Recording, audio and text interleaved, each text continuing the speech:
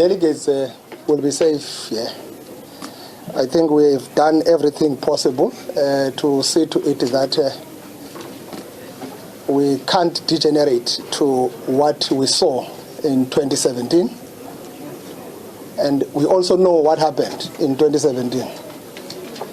Yes, the problem of some of us when we are in the lobby space trying to get into this psychological warfare and create impression of wrong numbers. When numbers are not tallying up, you must find anything that can make you escape. So in 2017, that's exactly what happened. Those who were here will remember that even delegates had to be removed from this area when they were inside because there was an allegation all of a sudden of ghost delegates. So people had to be taken outside this precinct to be allowed to come in one by one to verify. And still people refused to adopt credentials because people create a narrative which misleads the public, which creates wrong impression at a point when things must actually be happening and people must find another excuse that they can create. So we are refusing to be drawn into that. ANC meetings are political education platforms. There are people who will be attending a conference of the ANC for the first time in their lives. So when they come into an ANC meeting, they must go with an impression of an organization that is very serious, because future leadership of the ANC is in those younger delegation that will be coming for the first time. ANC meet in its conferences to advance the national democratic revolution. Meet in its meetings to activate our conscience on the aims and objectives of the ANC. So we're not coming into an ANC meeting as if we are going to a battlefield. We really condemning these rapacious behaviors that we see. They are not supposed to be there. And people must look forward to an ANC meeting. ANC is a democratic organization. Its constitution guarantees the rights and duties of members. You only assume responsibility when you are elected to lead. So sometimes we can speak as if we are speaking in different tongues because we don't understand and appreciate the level where we are and the responsibility one has. The responsibility is not written in any constitution. This is what we assume immediately we are elected, and we are expected to rise above any pressures of expedience, etc. So our appeal is that people must calm down, people must relax. We must not send mixed messages in the public. This must be a meeting. We know it has drawn a lot of national interest. It's a sort of a precursor to the national conference. Others are seeing national conference in the provincial conference. So already people are thinking about what will be happening in the next 6 months, in December. They see that here. And also you can also see the behavior of some of us, how we behave. We behave as if already we are in December. December is going to come as this has come. So people must relax a bit and make sure that this meeting goes well. And our plea is that all delegates who are coming here to the conference must actually put ANC first. When we are always called to be selfless and sacrifice, we are always called to do that for the sake of the ANC, not for the sake of our own interests. So the issue of safety of delegates is guaranteed. You can see the precinct, how we have tightened up security, but people will be free as delegates to express their views, to make sure that they help the ANC to move forward and grow. Issues of credentials, there is a credentials committee which is led by the provincial secretary, so that issue will be attended to at an appropriate time. But of course the credentials, it's a culmination or they emanate from the verification report, because that's the report that tells who's supposed to be here, who's supposed to attend the conference. So we're waiting for that from the SGO. At any given time, we should be getting that. Correctly so, we had a meeting yesterday night at about 8 with the national officials, with organizing, just to tied up some loose ends that were there, also to clear a couple of issues that probably might find a way of mudding some of these. The issue of branches, it has been resolved, that you have spoken about, but that will be detailed during the time credentials will be presented on how such issues. But one point that we would want to underscore or underline is that this issue arises out of the so-called manipulation of membership system.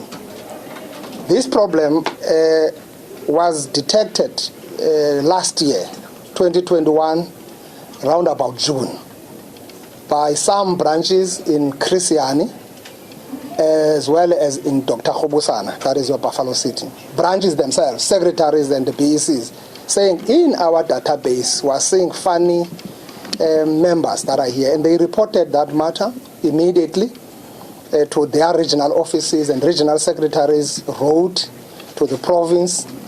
Unfortunately, the province lacks capacity because the current membership system is centralized at a national level. So you have to ask the national organizing to look at that. It's unfortunate that this matter took so long from last year, June, until where we are.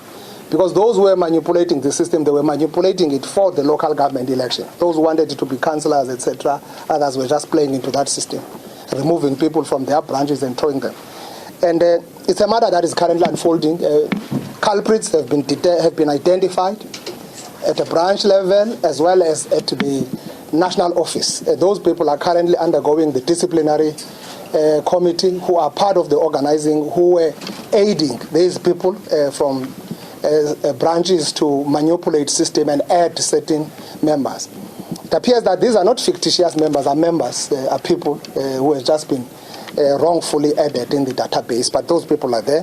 So that's a matter that we're handling it well. So the issue that we're trying to explain, no branches of the ANC manipulated membership. Leaders of the branches reported the manipulation, and that matter is being attended to within correct organizational principles. You can't punish branches of the ANC that have reported the wrong thing. We committed ourselves here on the renewal, and that renewal, you don't find it in the provincial office. You find it in the entire DNA or in the entire ecosystem of the organization in our province. Even branches, that's the reason why branches reported that. So you can't have a situation where the branch has got about 600 members. They go to their BGM, have about 349 members in attendance. And in that 349 or 39 members in attendance, like Ward 7 here in Dangan Village, you then find out that only 2 people who are said to be beneficiaries of this manipulation were in that meeting. And you are saying, therefore, the entire 337 must be nullified. It doesn't exist. It has got complete no material effect whatsoever. Those are matters that have been attended to properly. And these are organizational issues, and they must be treated like that. So we had some technical glitches around that, and that we needed to correct it. It's not an issue at all. No wrong members will be part of this conference. And all wrong members are removed in the database. We're clearing those branches to come here and participate as branches. A branch of the ANC must have at least 100 members, constitutional. So any branch that has got less than 100 members, that branch is not a branch in good standing. You can't even argue about it. So here we talk about branches that have got way above 100, except the few branches like in Chris, and I think there are about 4 branches that have, after you remove the so-called manipulated, they remain less than 100. So We accept that. It's not a problem at all. So that matter, as I've said, is going to be clarified more when the credentials come. So there is no issue. Let's not create a hullabaloo around that matter. People must relax. We are cleaning the system. We are cleaning the organization. We are cleansing it. We committed ourselves. It is part of the renewal agenda that, as this province, we felt that it is high time that we must champion. We have said it before. The 54th National Conference of the ANC, the Nazareth, was a Damascus moment. We can't really behave as if we have never gone through that Damascus moment. When we speak about renewal, we are saying we must be renewed ourselves as members and leaders and do what is organizational correct, no matter which position are we occupying in the organization. So the issue of the verification report, it's being now sorted out. We're waiting for a final one from TG, SGO, that clears all those kind of issues, including these sort of branches. So all these meetings that have been sitting, we're actually trying to clear those sort of misunderstandings, because those were not really differences. It's a fact. And we have simply said, let's all seek the truth from facts, so that we don't act out of emotion, but we act on the basis of what is at our disposal. Well, Nomazima, I'm not sure about this man. I don't have money, so it's difficult for me to discuss politics of money. I've never been in the ANC for money. I'm not exposed to money, so people who have got money can speak better on the money politics and exchanging of money, etc.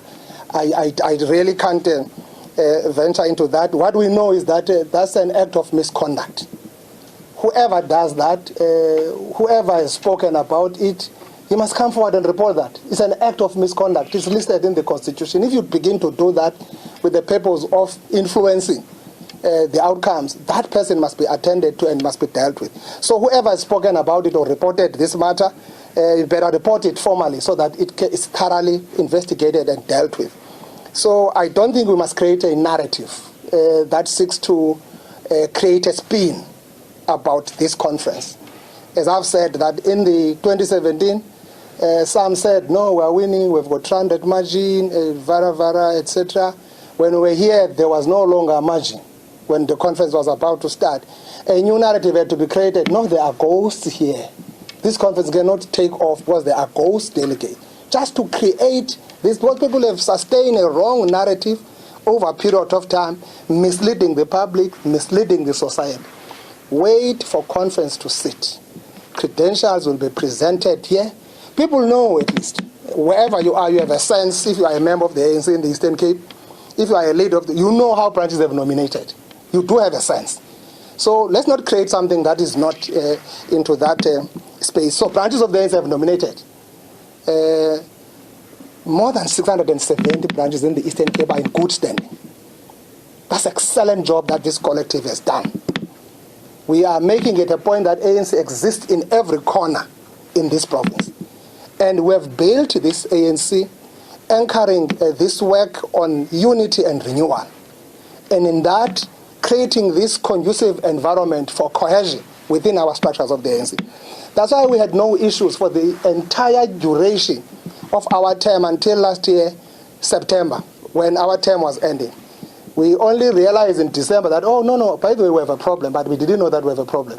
When we were exposed to declarations done by certain regions, oh, no, we have a problem.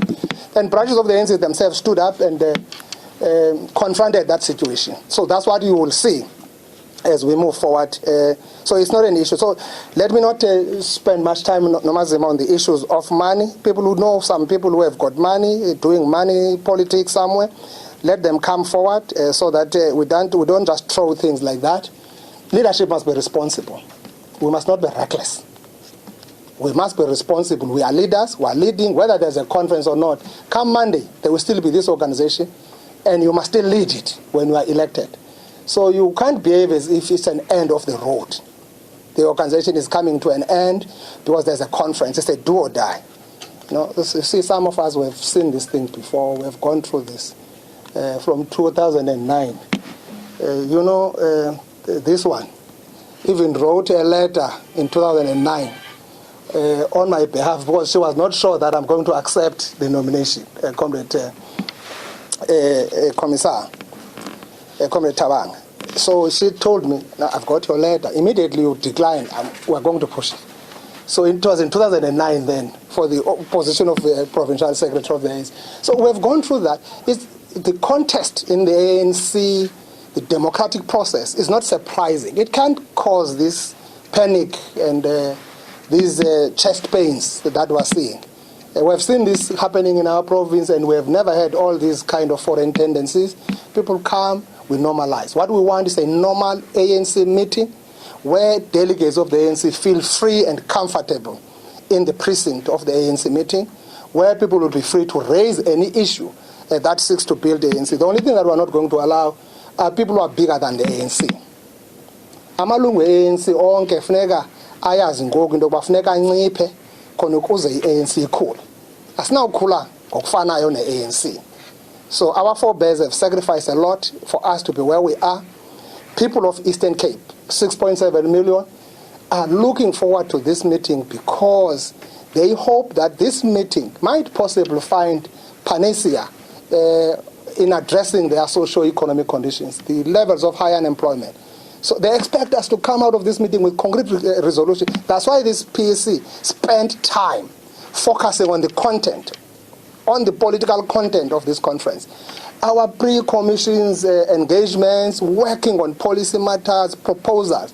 Because we're doing this conference almost at the backdrop of the policy conference, which is coming very soon, in a few months' time, as well as the national conference. So we are almost not preparing for this only. We're also preparing for the national conference in whatever that we're doing.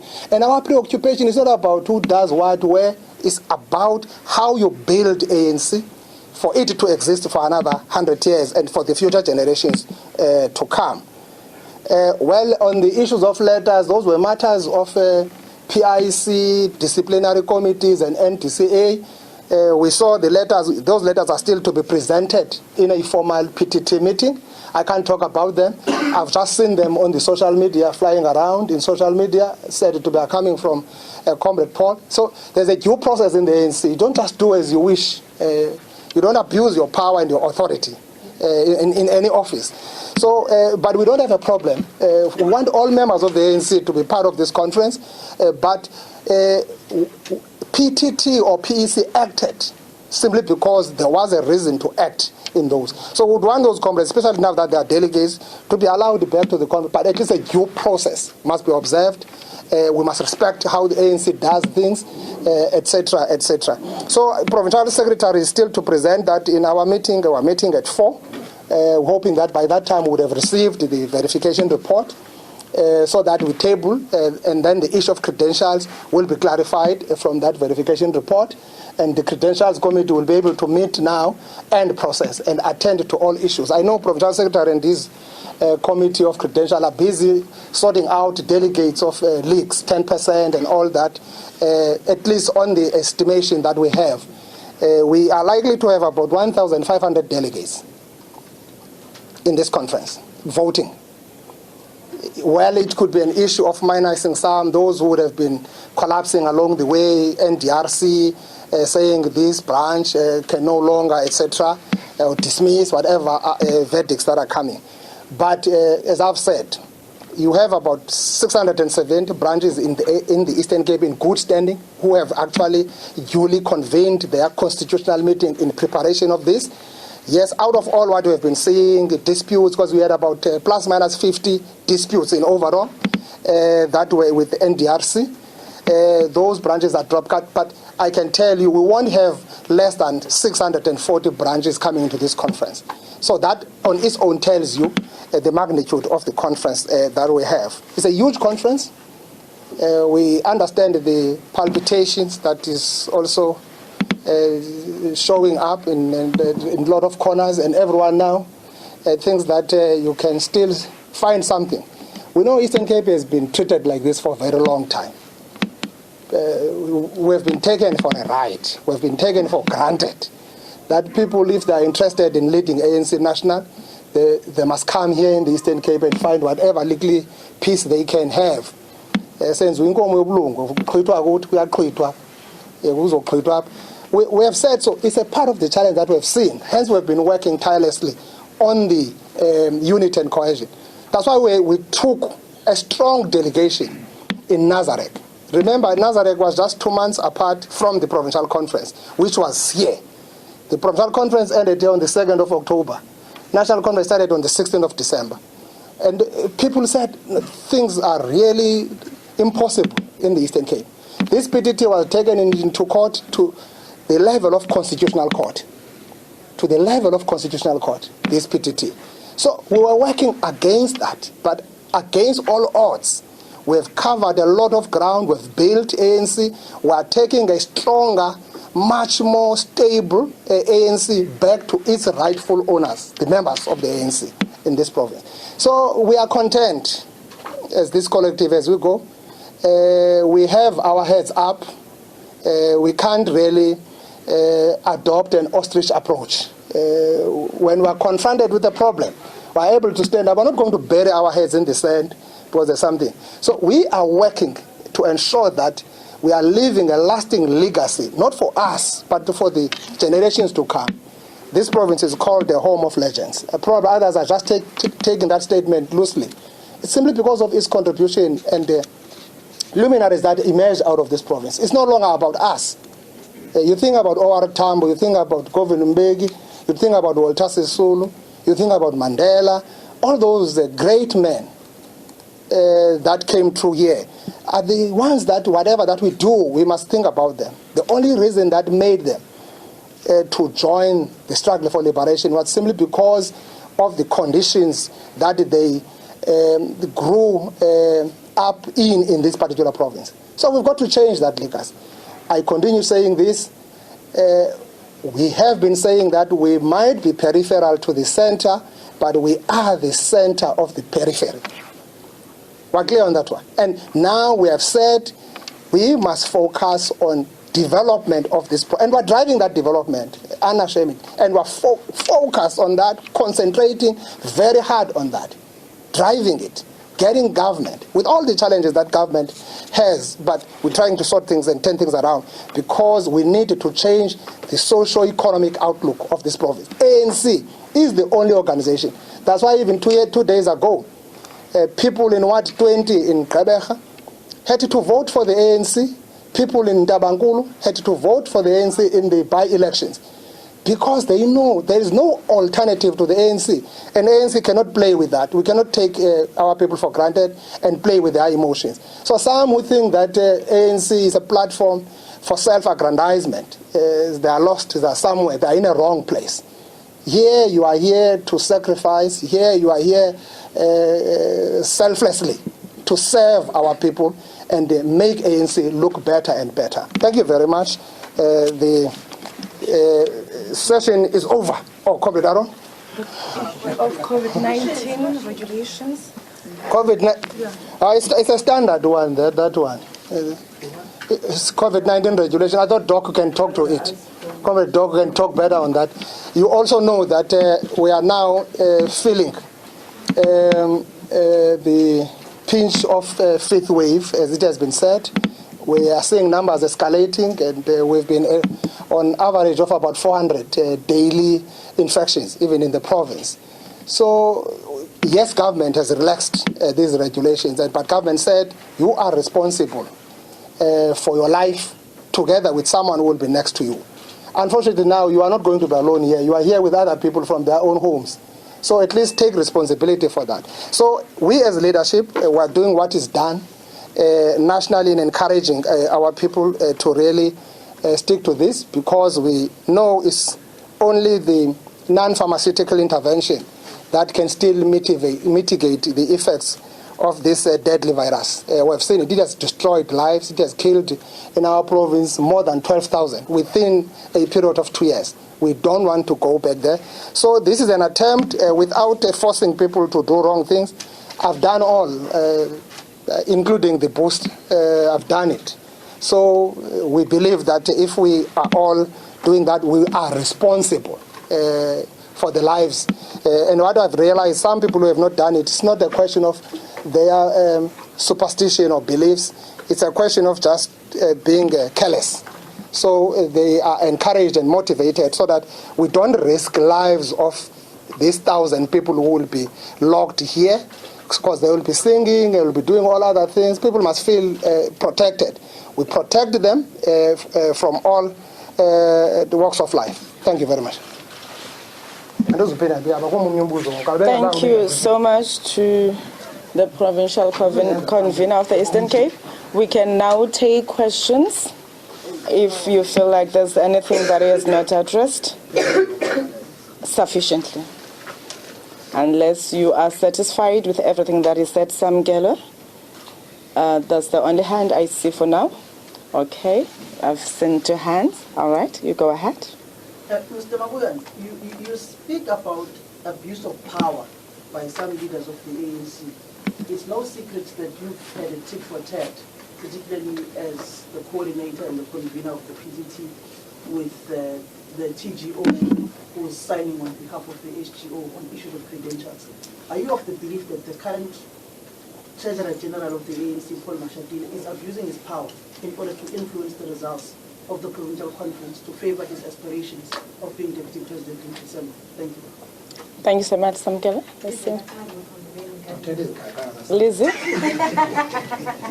Lizzie, you have the platform. Just around what we heard, or the murmur that we've been hearing around last-minute host trading between those in your state and those in Mr. Mandela state. Is this interest to this? Has there been negotiations? Are we going to possibly see a consolidated state coming into the conference? You speak a lot about, and you've spoken time and time again, even when I've spoken to you personally, around how you alerted Luthuli House about this issue around branches and how branches came to Galata House, and you even had to go to the officials. Do you place the blame for the situation that has risen around the branch disputes and how long this process has had to go? Do you place it on the feet of head of organizing, Ms. Nomvula Mogonyane? And that Aaron, the comments that were made by Mr. Matikizela around money is exchanging hands are comments that have been made in several conferences prior. And, we've heard this from Nazareth days up until now. Does this suggest that there is an issue in terms of the electoral process of the ANC? And is this something that the NEC is looking into to make it more transparent, to avoid these pitfalls? Thank you so much. Please, okay. Can I just quickly chime in? To give my idea for news. I just want to go back to the issue of money. Mr. Mabuyan, I've heard you saying that, you don't know what these people are saying, you don't have money. Is that not disingenuous, though? ANC leaders like to talk about how we don't have money, but we all know that that's not the truth. You play that game around, and it's politicking. Is it not time to maybe just change just that language and the narrative around it? Even what we heard as journalists yesterday, oh, we don't have money, there's vote buying. That's a back and forth. That is part and parcel of the problem. And then for the other Aaron Mutuality, just what does that say about the need again to tighten the regulations around these conferences? You speak about it, but you really are slow in implementing. One can't help but feel that the ANC is actually not interested in getting that part right.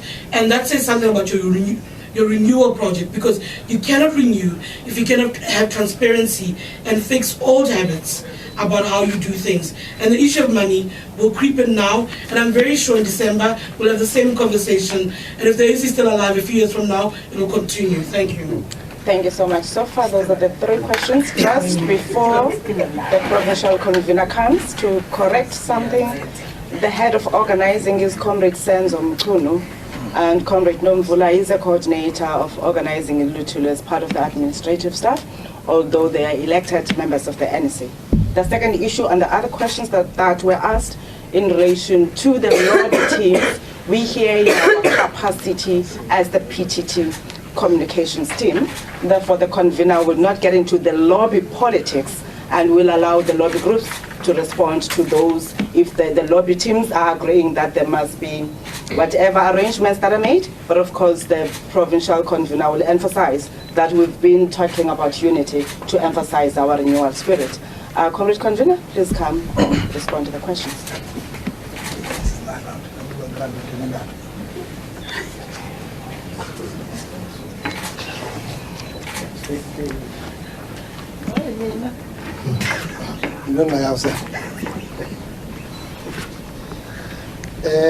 Thank you very much, Comrade Stella. Sam, I'm not sure about the ambitions of TG. TG is now acting as SG. We work with him on the basis of that, and surely at work there will be some challenges in getting things done with speed, the way that we would appreciate, up until we clarify the issues. What we appreciate is that every time there's a misunderstanding, a platform is created where we sit down. Our frustration has been that we have met a lot without getting things processed properly as per the decisions that would have been arrived at. So I don't think I would really not been drawn into a situation where that he might be doing this because he has got ambitions. I think the process of starting a national conference will come later in the year, and then the lobbying will be done at that point. Whoever has got ambition, it will be known. So now TG is handling the SGO, is one responsible, and of course he's doing all this work on behalf of the NEC, and he cannot just do anything without being clarified, because he might be plunging the NEC into a disrepute. So I don't believe that there could be some of those issues simply because there's some underhand in this. But time will tell. Time will tell if there is any issue like that, as you are putting it yourself. I'm hearing it for the first time. I'm hearing for the first time from you that there are such ambitions moving forward. So I will leave it. Fortunately, I've seen now a couple of NEC members coming. They can come and respond to this issue. Probably they might be discussing ambitions somewhere among themselves. But so far, it has not yet come to branches where we are as leaders. As Comrade Stella has captured it correctly, I'm not lobbying, and I'm not a lobbyist. So it will be difficult for me to talk about trade-offs and other issues. But what I know, the commitment we've made over a period of time as this collective, we had ambitions, I must put it, as this collective, that we'll have a very clean conference, which probably will be likely to be uncontested, not because certain individuals must be brought back, but because of the work that we've done and the unity that we've built amongst ourselves and trust. We thought it would not be where we are now, but we are not regretting this situation because it is part of the ANC DNA. If you know ANC very well, you can't begin to panic when the internal democratic process of the ANC are to be given space to showcase what ANC is made up as a democratic organization. Well, talking about individuals in the organizing and fitness, Comrade Stella again put it nicely that Comrade Nelson Mandela Bay is the chair of the organizing subcommittee. We all know that from last year, between July and December, we had serious problems of lockdowns with all the regulations. We also had problems in Lutuli of the go-slow, the industrial action of staff that was not working, which impacted in some work that would have been done by the organizing efficiently. But we must say, initially organizing was of the view that there is no such system, is so tight. We had to go all the way to prove that this has got leakages. It must be fixed as part of the renewal. So we are happy that finally that issue was attended to, and we actually were vindicated on what branches raised, because this matter was raised by branches. We were clueless ourselves. We didn't believe it when it came. Branches said, we thought that people are trying to gatekeep and muzzle other members out when they speak about this. So we had to be a little bit patient about that exercise, but to deal with this problem decisively. So I really don't want to speak speculations around this particular. We are all here. We are experiencing these issues on a daily basis, and we are monitoring them. all our behaviors are being monitored on how we behave and on how we posture and how we do things. So Comrade Stella has captured that one correctly, and I fully agree with her. But the issue is, even when there was that problem of go slow, some members of organizing were still found to be assisting or aiding this manipulation, which is a problem. That's why now those members are being taken through the disciplinary process of the organization.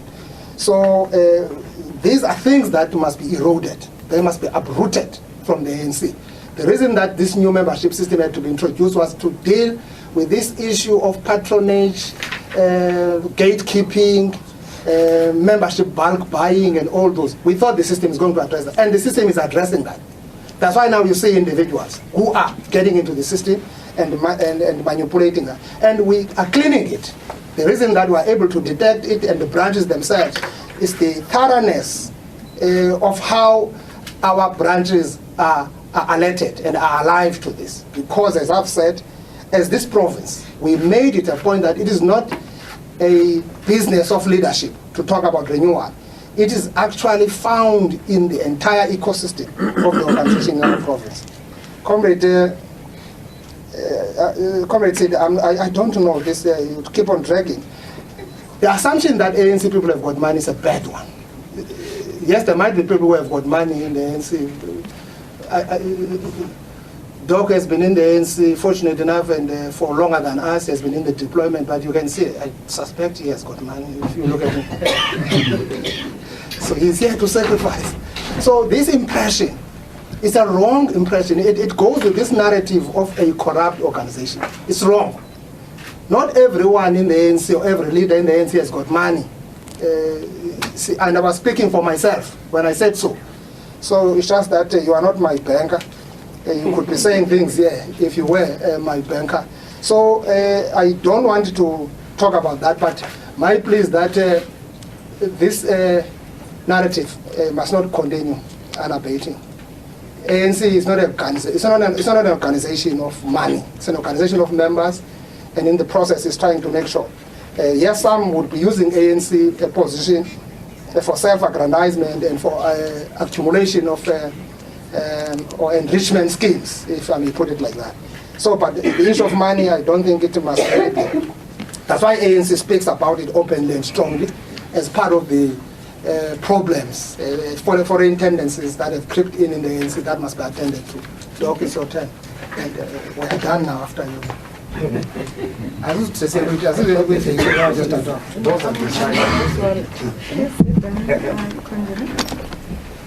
Thank you very much, convener and the chairperson of the session. Thank you very much, ladies and gentlemen in the media, and thank you for this opportunity. Well, Thiri, I like Ndadimabuani here. I can see you are worked up about people having money. I don't have money. There's nothing wrong with money. It's lying about money. No, I don't have money. And I'm not going to stand here and say that everybody in ANC doesn't have money. There are people who are filthy rich in ANC. There are people who have got money. But not all of us have got money. So don't get waked up when somebody tells you that they don't have money. Maybe they are right. Maybe the lifestyle audits, which some of us are eagerly waiting for. You'll start seeing that how poor some of us are inside the ANC. But there are filthy rich people, yes, we agree. And you and Lizeka asked more or less the same question about systems. Whether the fact that people can be bought with money, there's something wrong with the systems. You know, I come from the Department of Home Affairs. When the word manipulation, bribery and money is spoken about, I understand it deeper than many of you here, because I know what's happening in the department. Some weeks back, a journalist asked me, is it not because your systems are not good? And my answer was, any system is as good as the people who operate it. You can have the best systems in the world, but if somebody wants to be corrupt, even with the best system, they will do so. And some of these things started right from the biblical days when Judas Iscariot accepted money to sell Jesus Christ. I'm not sure whether you will say Jesus Christ did not have good systems at that time. He had a traitor in the midst. Yes. Same as you, I know you'll get very angry. Ever since I got into politics, I've had a term called brown envelope journalism. It doesn't mean every journalist is corrupt.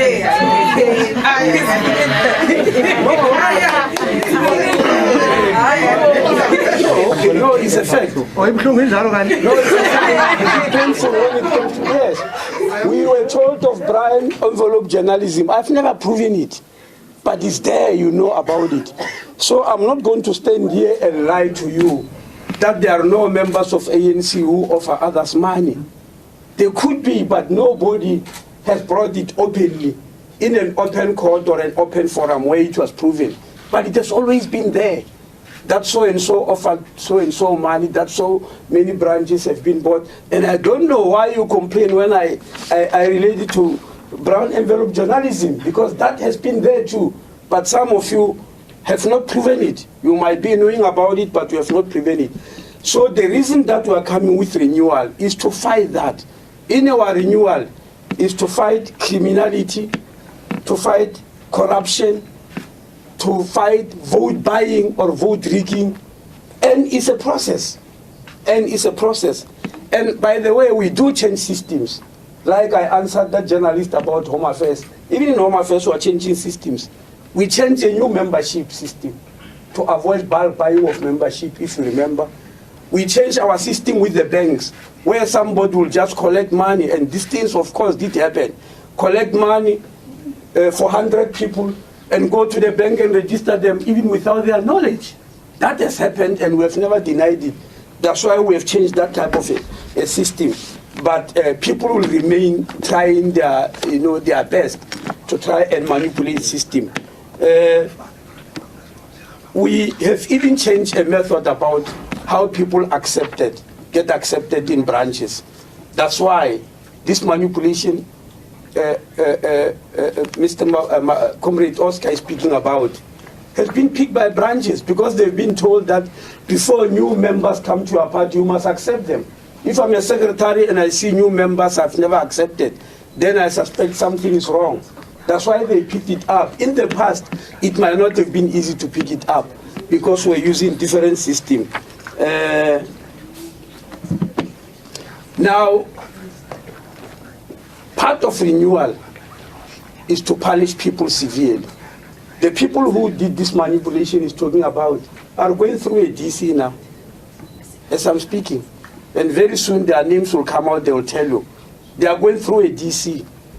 The people who have been identified as having caused this, which branches have picked up, they are going through a DC. In the same way, as I said, in the Department of Home Affairs, there are people you have seen us arresting and going through a DC. But it doesn't mean others who are addicted to money will stop.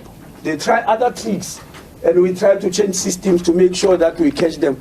But we'll keep on doing so until renewal is completed. And as far as I'm concerned, I don't think renewal is it's an event. It's a process. I don't think we just mentioned today we are renewing and then all that. Because it is true that there are people who came to ANC for money. I mean, we have seen some of our members killing each other.